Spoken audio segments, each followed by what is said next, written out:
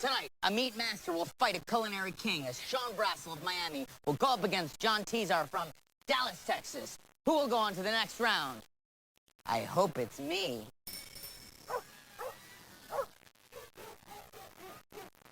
Daddy, can I go back up? I'm Chef Elon Hall, and the Gorbals is my restaurant.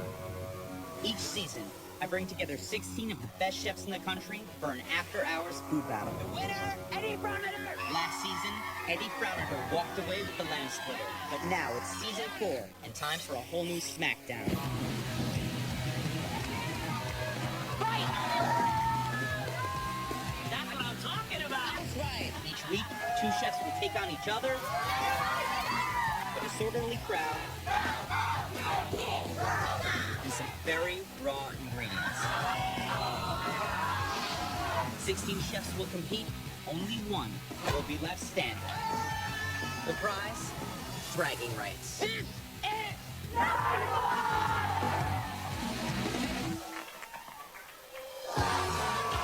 Adrenaline's pumping big time. In this first round battle, John Teasar, legendary chef and 3-time James Beard Award semi-finalist, battles Sean Brassel, Miami's rising star nicknamed the Grill God. When in doubt, go to your wheelhouse, man. This classically trained chef may be the odds-on favorite. Gonna make a little souvenir here. But can the underdog cause a major upset? Here we go. To make it to the quarterfinals, they'll have to win over Dale Talde, head of the Talde restaurant empire. Mudfish needs somebody to dominate it. An executive chef of Gotros, Susan Manick. That's 50 Shades of boring. Exactly. It's confidence versus determination on a bumpy road to the winner's circle. I am not having fun with this. Killing my time.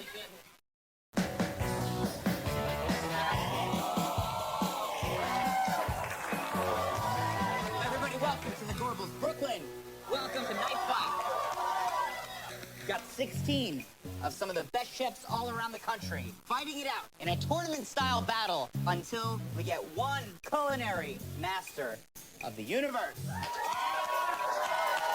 Our first chef, he has been called a meat grilling god, coming all the way from Miami, Florida, Sean Brassel. Tonight, I feel like a little bit of an underdog. I'm not an avant-garde chef. I don't have any Michelin stars. So I'm coming to this competition to actually prove that I can do more than just meat. Sean was a psychology major in college, but opted for the stressful life of a chef instead. At least he can be his own therapist. His competitor, considered by many a culinary god, John Teasar. I went to La Varenne Culinary School in Paris. So my food is all about technique. You know, I've been a chef for 35 years, and I think at this point in my life, I can cook anything that's put in front of me. I brought nothing but my knives and John Teasar. That's my secret weapon. John has been on Top Chef, one Extreme Chef, and Anthony Bourdain said that he was the most talented cook he'd ever worked with. Damn. Now, ingredient number 1, stinging nettles. Stinging nettles. They've got very, very small fibers. They get stuck in your skin and are very irritating. And whenever you handle them, you really should use gloves. However, they are delicious when prepared properly. Very, very versatile green. Our next ingredient, coxcombs. It's meat, right? Coxcomb is the crown of the rooster. It is very, very tough, so a pressure cooker is almost 100% necessary. Final ingredient, Korean mudfish. What the hell? These guys are real slimy, kind of like my agent. Love you, Evan. Delicious, small, very live. Best way I think to do mudfish is to fry them really, really hard so they get nice and crunchy. You've got 1 hour. You have to make at least 2 dishes and use all 3 ingredients. Anything in the pantry, anything in the walk-in is all up for grabs. You guys want to see them cook? Let's go! John's spreads and legendary status make him tonight's favorite, so Sean definitely has his work cut out for him. I don't even think I need the pressure cook, the coxcomb. I wouldn't do that either. I've never worked with mudfish before. Never worked with coxcomb either. I'm very concerned right now. I'm thinking to myself, what's my game plan? In 5, 4, 3, 2, 1. What's the minimum amount of time you should be pressure cooking these for? I'd say 49 minutes because we only have an hour. Will I get the coxcomb in the pressure cooker first? The very first thing I did was make a coxcomb and chicken soup. I used the chicken thighs. They have the most flavor. Little ahi panka. Give the coxcomb some flavor. I put it on the stove and I figured I'm gonna wait 40 minutes and see what I got.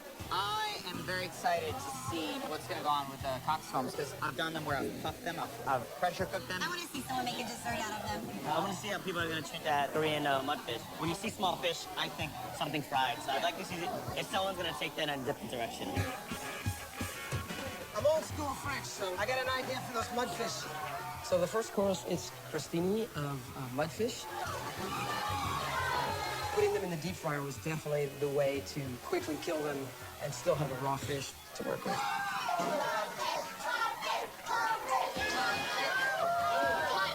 is it? They're nice and sweet. They taste like Dover salt. Tastes like what? Dover salt. This is how I feel it's going to play out. He is incredibly confident, going to be smart, but he's going to be vicious. Like, I feel like he has more to prove than John. It's good. It's a good fight. Here we go. I looked at the mudfish. I thought to myself, wow, they're moving, and they're fast, and they're angry. I mean, what am I supposed to do with that? Throw the mudfish in the water to get them bland. For my first dish, I decided to make a mudfish frito misto salad. Frito misto is kind of like an Italian, like, fried mixture. Usually it's like calamari. They're gross. These are guys that are a pain to work with, man. Take 40 minutes just to clean our fish. I put one on the cutting board. I tried to fillet one. Didn't go anywhere. What a pain these things are.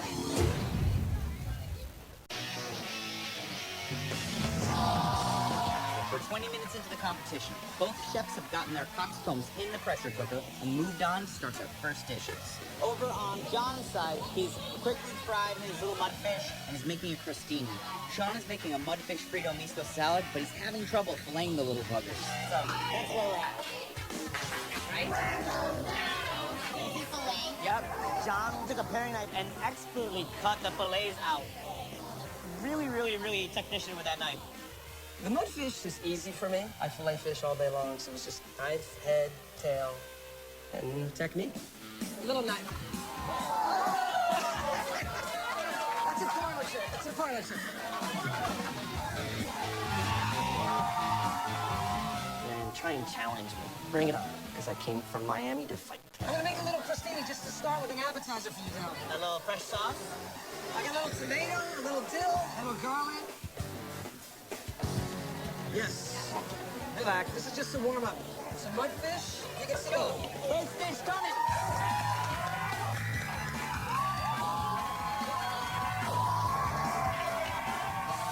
I have a crostini of heirloom tomato, mudfish, and dill. Thank you very much. Enjoy it.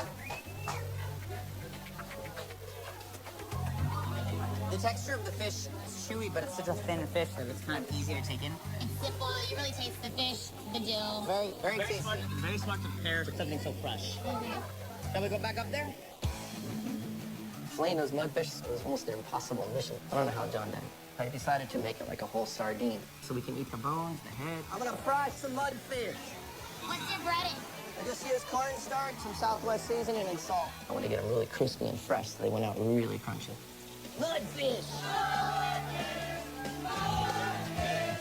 How you looking on your blanket? Can I have it yet? Yes. To make my mudfish frito misto, first thing I did is I worked on my sauce. I'm adding ahi ricotta. I'm adding chipotle. Chef, how much water on the blender, brother? You get a dirty blender, sorry, man. That's all right. Hey, I bought it from him dirty, okay? All right, coming out. We got another plate coming. Let's go sit down. This is a little bit of the baby greens. Doing a little of the fried mudfish.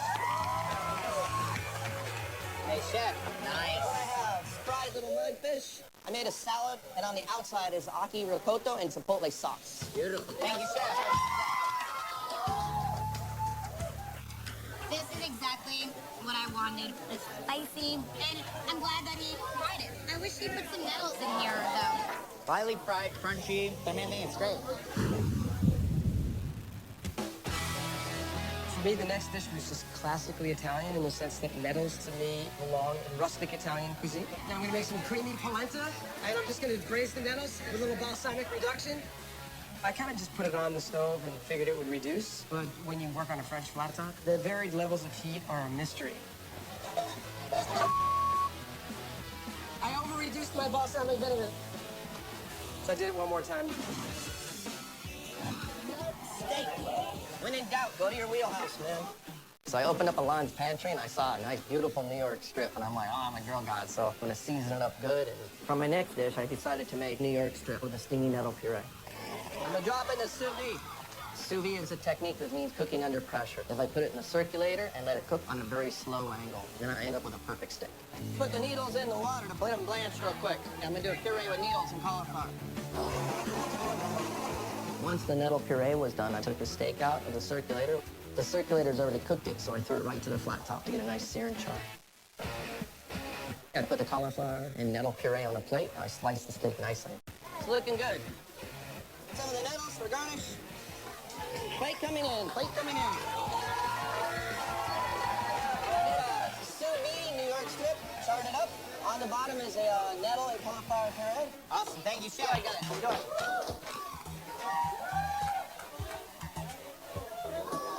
The nettles are getting nasty. You need to embrace the ingredients a little bit more. And I personally don't like sous vide steaks. Yeah, I mean, honestly, we have a little wood fire grill here. A steak this size, you don't need to cook it sous vide. No. The polenta is classic. I made it with chicken stock, and I finished it with some Parmesan cheese. Got some cheese! Cheese! Then I took the nettles, I pureed them in a blender.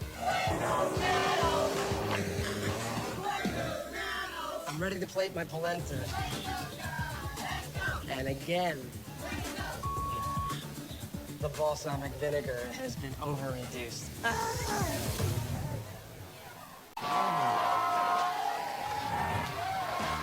We're 35 minutes into the fight, and in a surprising turn of events, underdog Sean has already plated 2 dishes. Thank you, guys. A mudfish Frito miso salad and a sous vide New York steak with nettle puree. John is in the middle of his second dish, a creamy polenta with nettles, but he's hit a snag. And again, the balsamic vinegar has been over-reduced. How many times does a man have to reduce balsamic vinegar? So I did it one more time. And I just plated it up like you would in a rustic Italian restaurant. Some polenta, a puree of nettles, and a little balsamic vinegar. Balsamic vinegar! We got a plate coming out!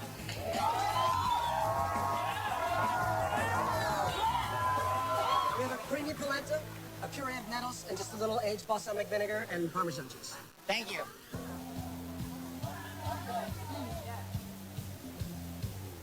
John's dish is full of flavor, but it's definitely a Parmesan polenta dish. Give us a nettle dish. Bring us a dish where nettles are prepared in 5 different ways. Give me a nettle. This is John's nettles, and it looks like polenta or something. I want you to try it. It's really good. Look, I can see it in your eye. I make a little sole meuniere here with the mudfish. I'm a French trained chef, and I think the meuniere preparation shows my technique and hopefully will put me over the top. I fried them and then put them in a bowl with some lemon segments. Then I finished it with some butter, shallots, and parsley. Yo, we got another plate coming out.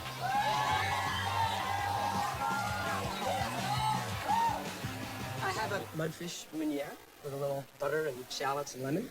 Enjoy. Wow. I don't like this dish. Okay. I don't like it at all. It's like lemon juice, butter, and a filet of fish. And it's like, that's not a meuniere. Mudfish needs somebody to dominate it. Ginger, garlic. I mean, it needs all this stuff to make it taste good. That's 50 Shades of boring to me. Bang, bang! Yo, we got 15 minutes left. So while the coxcomb soup was in a pressure cooker, I decided to make albondigas, a little bit of a chicken and coxcomb meatball. I'm gonna grind it with some coxcomb and see what happens. Got the chicken ready, and I chopped up the coxcomb. Do you have some in the pressure cooker also? In case one doesn't work, I got a backup plan, my friend. Very smart. Very smart. Wishing I had a better station to do this with. This grinder does not work. I always get a little frustrated with it, so I kept pushing it and packing it and trying to grind all the coxcomb, and nothing's coming out. Hey, you need a better grinder along. I only have 1 hour, and I'm burning time over here trying to mess with it. You set it to the speed you want, and then it's got you have to kind of put a timer Yeah, on I it. put the timer and everything, but it just doesn't turn on. It actually started coming out, and I was happy. It had just enough meat to make about 5 meatballs. I was paranoid with the coxcomb that when I ground it, that it was going to become gummy. Goat cheese, coxcomb. So if I mix in a lighter cheese, it's going to give me the really light meatball. Coxcomb, if cooked properly, should be very much like tender chicken or duck confit. All right, just a moment of truth. Mine tasted like a rubber band. So I decided to chop them up. I fried them, and I decided to make a seared scallop with a gremolata using the coxcombs and the nettles. Gremolata is garlic, shallot, parsley, lemon zest, and breadcrumbs. And I used the coxcombs as the texture the breadcrumbs would provide for that dish. Yeah, we got another plate. We got another plate.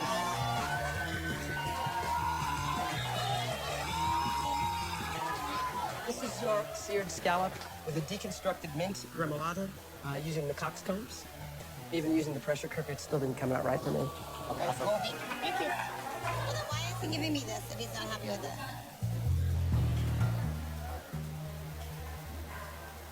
Coxcomb underseasoned, just crunchy, nothing. It could have been a piece of stale bread. It could have been anything. I like a little bit of chew in something, you know, and that was toothy. Disappointed in John, man. I'm a little surprised by I am too. the level in general of stuff that we're getting. We got 5 minutes left. So I checked the pressure cooker and took some of the broth out and I poured it in a pot and I threw one of the coxcombs in the deep fryer. Fry up a couple coxcombs. Whoa! They started blowing up. Lesson learned there. Incoming, incoming. Good. Chop them up. Like them fry them. Just fried it without chopping it. That wasn't a good plan. And the meatballs, I just basically formed them by hand and dropped them in there and poached them real quick right in the broth. It was a way of incorporating both dishes into one. 3 minutes. A little bit of chopped mushroom. I'm putting a little chicken thigh. I'm just going through my head like, come on, man, you gotta speed up, man. 10, 9, 8, I gotta get this dish out like ASAP. 5,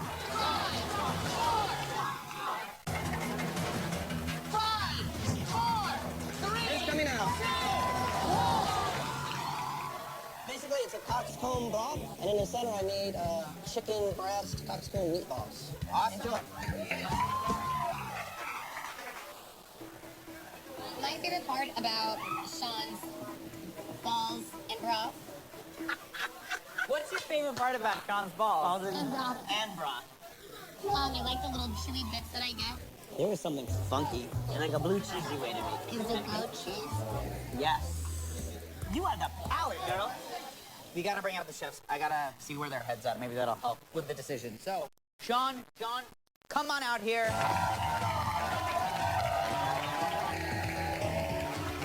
All right. There were some highs and some lows. I think that we want to get some perspective. Sean, if you want to go first, talk about your dish. I've never seen these fish before ever. I just kind of tried to come up with a nice spicy sauce that you could roll it, dip it in. A nice little spicy salad. I would have liked to have seen nettles in that salad. It's a good idea. Fried fish was awesome. Next dish, my forte is steak. And I play with the nettles, highlight the meat. To be honest, I couldn't taste nettles in that dish. Fair enough. And I just don't think that cooking a steak that thin sous vide is the best way to cook it. No. The next dish, and I had no clue what to do, so what I did is I focus on a coxcomb 3 different ways. Out of all three of your dishes, I think that it was the most clever interpretation and use of the ingredients. I like the goat cheese in them. I like that flavor. I did not. So, John, You know, I tried to address the ingredients without using a lot of embellishments. the issues weren't execution of dishes. They were more embracing of the ingredients. So, while your polenta was delicious, the nettles didn't really sing in it. My best bite was the polenta. Probably because it had like 3 pounds of cheese in it. Delicious. John's seared scallop, coxcomb bits. I enjoyed it. I thought it was a nice toothiness. I would have liked to have seen a little bit more of the coxcomb. John's mudfish meuniere. I'm French trained enough to do a meuniere. If you're gonna sell something as a classic dish, you better make sure that it is hitting all of the classic marks. Slightly under seasoned. It's not tradish. We have to just talk about it a little bit more. Why don't you guys go to the bar and everybody give a round of applause for John and Sean. I don't know what to do. I mean, I feel like in terms of just embracing the ingredient the most, Sean is on top of that. In terms of slightly more finesse in dishes, John has that. Awesome, Sean. It's intense, man. It's always a lot harder when you're doing it than watching it on the couch at home. Tastiest bite you had. Tastiest bite that I had, Sean's fried mudfish with the sauce. I feel like the best single bite that I had had almost nothing to do with the 3 ingredients Okay. that are presented in the Planta. Come on, Tucker. Let's take a vote. I know who you're probably going for. Going John. John. And I have a hunch as to where you're going. Sean. Yay! And so I guess I'm the tiebreaker. It's been a pleasure to cook with you today, and if you go into the next round, I'll be rooting for you, buddy. And you as well, sir. John, Sean, let's go!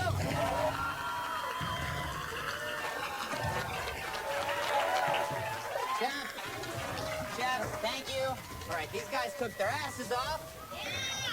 But, like always, one person has to win. Somebody almost wins. Can I get a drum roll, please? The winner of tonight's night fight, going on to the next round, is Chef Sean. Everybody give it up. That was one hell of an adrenaline rush, and I'm coming back out of the water. Give it up for Sean. Give it up for Sean. And I'd rather be known for my technique and goat cheese and my meatballs. Technique-wise, while John had probably more successes in composition, Sean won today because he utilized his ingredients better.